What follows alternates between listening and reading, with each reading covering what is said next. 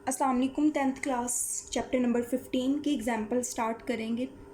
बच्चों इस चैप्टर में एक ही आपकी एग्ज़ाम्पल है, एग्ज़ाम्पल नंबर 1, और वही आपके सिलेबस में इंक्लूड है।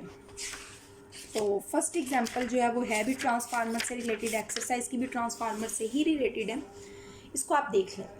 First example, if a transformer is use to supply 20 voltage is used to supply voltage to a 12-volt model train which draws a current of 0.8 ampere। ठीक है, calculate the current in the primary. वो कह रहे हैं कि primary current मालूम करें, I P मालूम करें। If the voltage of the AC source is, source जरिए का जो वोल्टेज है, वोल्टेज इन प्राइमरी इतने हो गए। तो बच्चों ये क्या होगा, वोल्टेज इन सेकेंडरी। ठीक है, तो ये क्या होगा, वो करंट इन सेकेंडरी कोइल।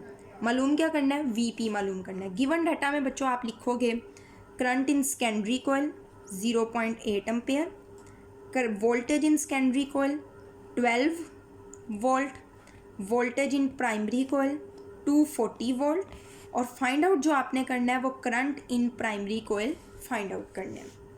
अब बच्चों आपको पता है ट्रांसफार्मर में law of conservation of energy के मुताबिक input power of the primary बराबर होती है output power of the primary. So I P V P is equal to I S V S. बल्कि ये आप चीज़ें ना ये वाली ये एक्सरसाइज के न्यूमेरिकल्स में भी ऐड करने। आई पी फाइंड आउट करना है, वी पी उधर जाके क्या हो जाएगा, डिवाइड हो जाएगा।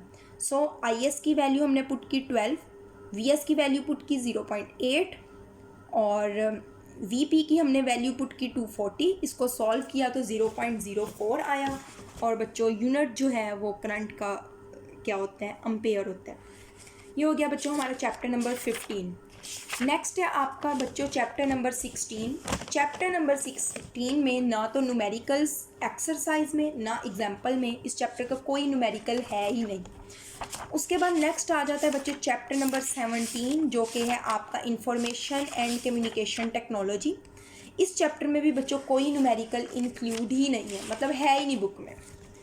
नेक्स्ट लास्ट चैप्टर है हमारा चैप्टर नंबर 18। इसका आपका एग्जाम्पल जो है स्मार्ट सिलेबस के मुताबिक वो 1, 2 और 4 एग्जाम्पल जो है वो इंक्लूड है। तो फर्स्ट एग्जाम्पल देखें सबसे पहले। Find the number of protons in the nuclide is defined X Y Z. X Y Z में बच्चों एटॉमिक नंबर क्या चीज़ आपने मालूम करनी है, प्रोटॉन और न्यूट्रॉन नंबर।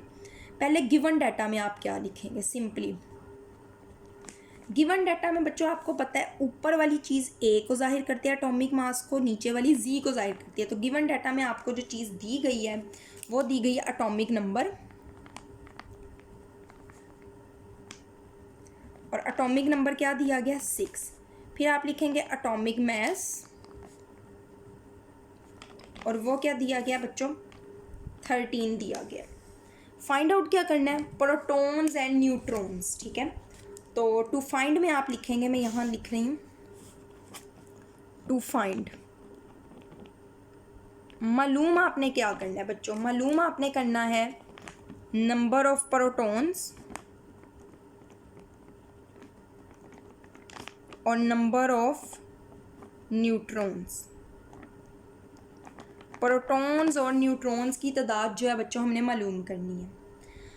आपने क्या करना है, आपको पता है कि एटॉमिक नंबर जो है वो क्या होता है, वो एटॉमिक प्रोटॉन नंबर जो है वो क्या होता है, एटॉमिक नंबर। तो सॉल्यूशन में आप लिखोगे जी एटॉमिक नंबर,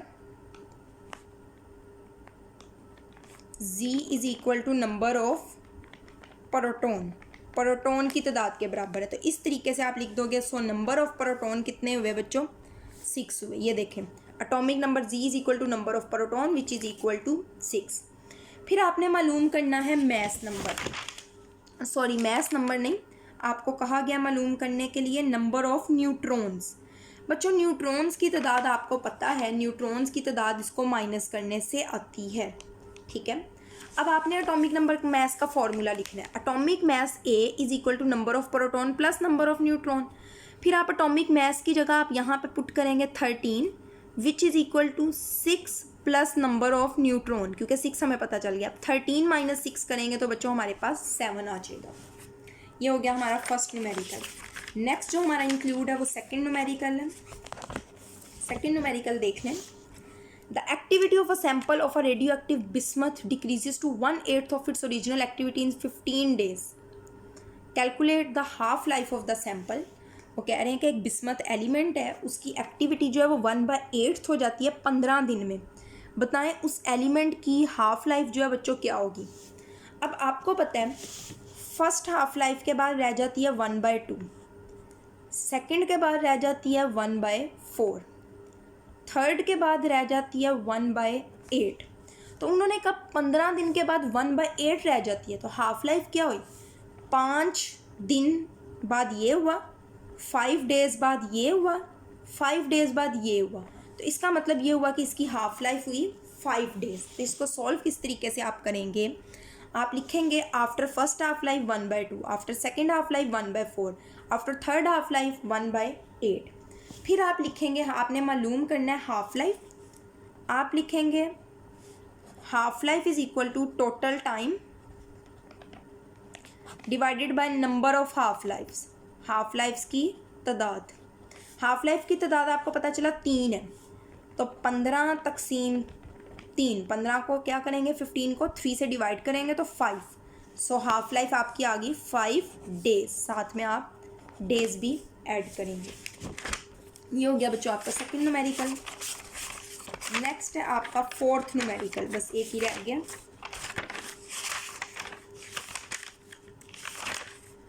कहाँ गया फोर्थ न्यूमेरिकल.